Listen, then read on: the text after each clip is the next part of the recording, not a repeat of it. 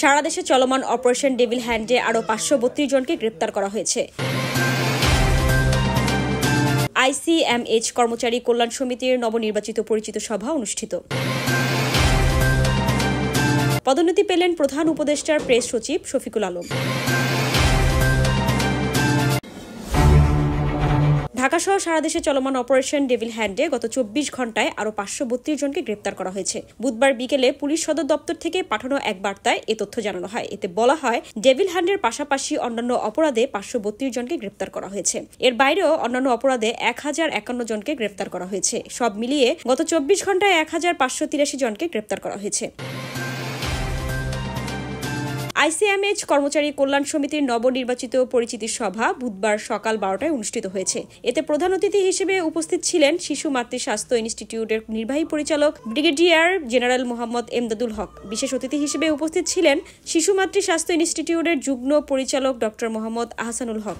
অনুষ্ঠানে সভাপতিত্ব করেন ডাক্তার মোহাম্মদ মুজিবুর রহমান। শিশু মাতৃ স্বাস্থ্য ইনস্টিটিউটের কর্মচারী কল্যাণ সমিতি নির্বাচন 2025-এ সভাপতি পদে মোহাম্মদ মাসুদ মিয়া একমাত্র প্রার্থী থাকায় তাকে বিনা প্রতিদ্বন্দ্বিতার সভাপতি হিসেবে নির্বাচিত ঘোষণা করা হয়। পরবর্তীতে সভাপতি, নবনির্বাচিত সাধারণ সম্পাদক এবং সাংগঠনিক সম্পাদক কর্মচারীদের পক্ষ থেকে সর্বসম্মতিক্রমে সমিতির তালিকা অনুযায়ী 16 ধারা বিধান মোতাবেক সাধারণ পরিষদ কর্তৃক গঠিত সংরক্ষিত 2025 থেকে 27 নির্বাচনে নির্বাচিত কার্যকরী পরিষদ গঠন করা হয়।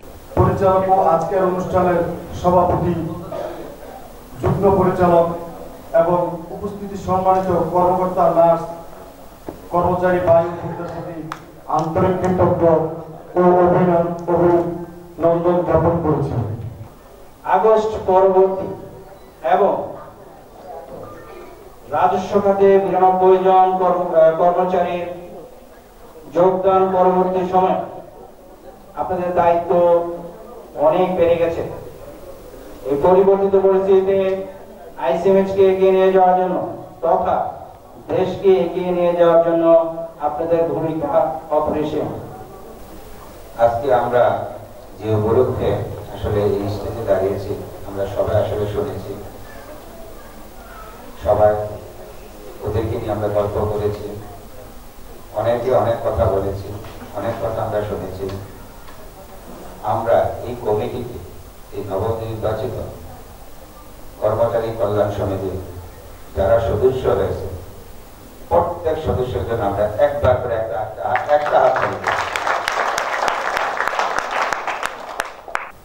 বাংলাদেশে প্রত্যেকটা প্রতিষ্ঠানে দেখা যায় একটা টোটাল ক্লাস এমপ্লয়ি অ্যাসোসিয়েশন থাকে, সমস্ত সরকারি অফিসেই থাকে, বেসরকারি প্রতিষ্ঠানে থাকে। আমি প্রমাণ করতে চাই যে ICMH এর এই কর্মচারী কল্যাণ সমিতি বাংলাদেশের প্রত্যেকটা সংগঠনের কর্মচারী সমিতি থেকে আলাদা। আমি খালি শুধু একটা উদাহরণ দিই।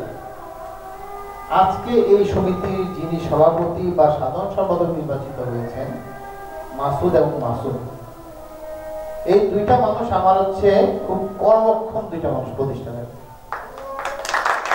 মাসুদ হচ্ছে ক্লার্কের কাজ করতেছে আর মাসুদ হচ্ছে পুরো ক্যাপিটাল সামলাইতেছে। কোনটাই সহজ কাজ না এবং দুইজনই এই অফিসার পুরো সময়টায় তারা তাদের কাজে পরিপূর্ণভাবে নিয়োজিত আছে। তার মানে এইটা একটা উদাহরণ যে সমিতির সভাপতি সাধারণ সভা নিজ হাতে কাজ করে, সেই সমিতির প্রত্যেকটা সদস্য জান দিয়ে কাজ করবে।